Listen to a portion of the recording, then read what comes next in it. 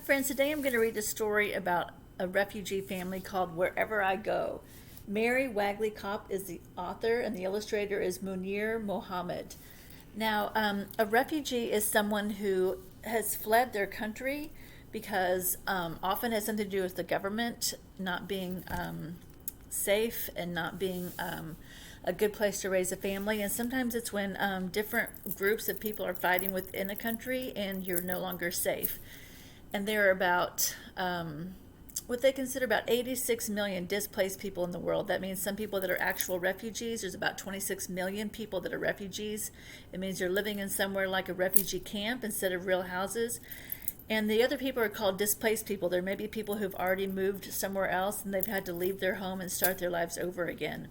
So this is a fictional story, but it takes place in a real camp called, I gotta look it up because it's hard to pronounce and I want to make sure I say it right. It's called, let's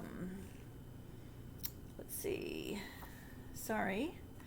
It's in Ethiopia and it's called Shemelba Camp. And it's in Ethiopia. And this little girl is fictional, but the camp is real. And the person who wrote this book has worked in refugee camps all over the world. And where I used to live in Austin, we had a lot of refugees, and they came to my school because the state would bring them to the school, to that part of the city, and they would give them a free apartment for 6 months while they found jobs and got used to their area and took language lessons. And so the kids would come to my school, and they were from Syria, Iraq, Iran, and different places in Africa like the Sudan. It was very interesting and also very sad that these people had to leave their lives because where they lived was unsafe. And I think it's an important thing for people to learn about because it's really, really sad. So let's see what happens to this little girl. It's called Wherever I Go.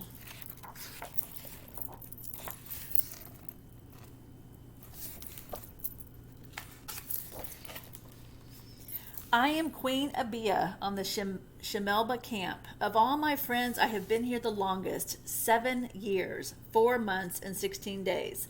That's what Papa says. Too long, he adds. I think it's the perfect amount of time to become a queen. So she has lived in this refugee camp for 7 years. And look, they live in tents. They don't have any permanent structures. It's like camping straight for 7 years. I personally think that'd be very, very difficult. Papa must agree because he wove me a crown from the acacia tree. So their family has lived here for 7 years and they're waiting to go to a permanent home. They're waiting for a country to say, yes, we'll accept you. You can come to our country and start your life over. I'm queen of the fields when I march with my soldiers, like the guards on their rounds through clouds of dust. I mean, look at all those tents.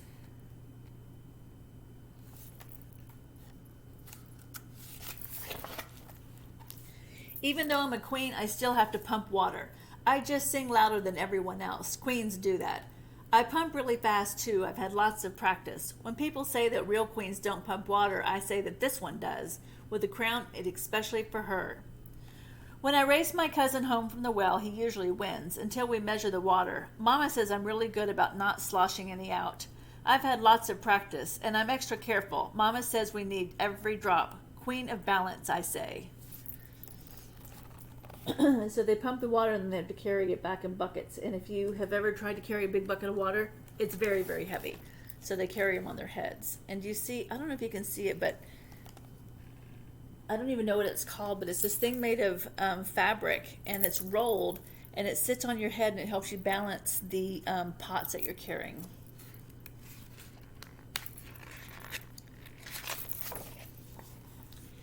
Every day, Mama and I take turns pounding cassava root to make fufu for our next meal.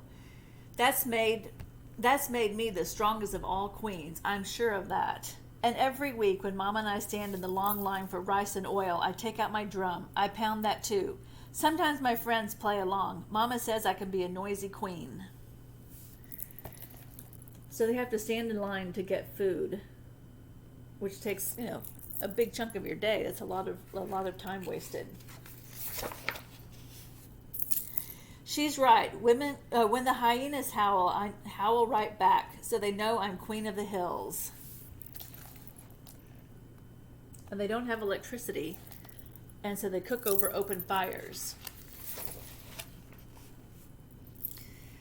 But I can be a quiet queen too. When Mama and Auntie collect firewood, they are gone a long time. I swaddle and sway and sing my baby cousin to sleep. Every night when my work is done, I hang up my crown, lay down on my mat, and pull my blanket tight. Most queens probably don't sleep on prickly mats. So this is her bed, where it looks like she's probably around 7. She's probably lived there her whole life, and this is where she sleeps.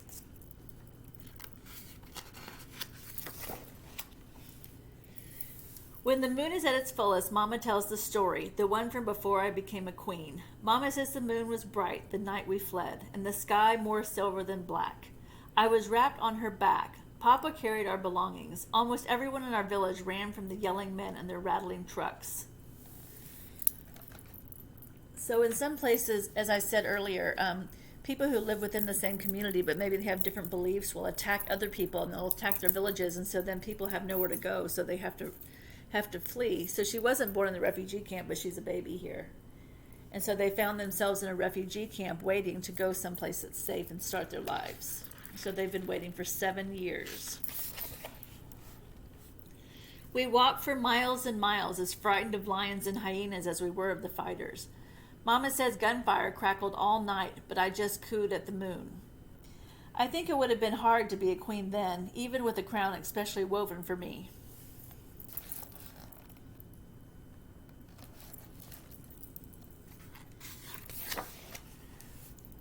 When Mama finishes her story, Papa always shakes his head.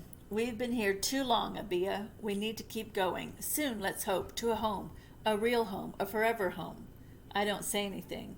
Forever homes are strange and faraway lands.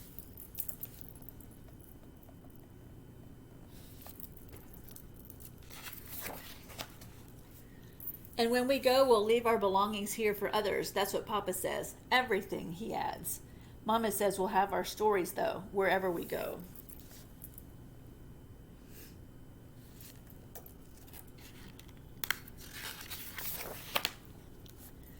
And whenever the moon is full and the sky silvery black, I'll tell mine, the one when I became a queen.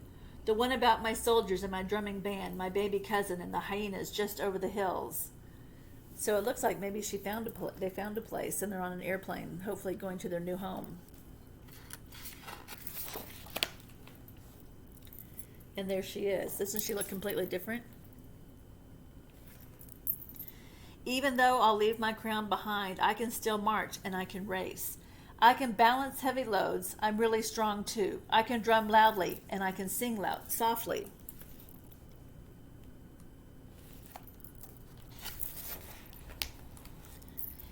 And if I need to, I can howl beyond these hills and farther than the faraway land. Wherever I go, I'll still be a queen.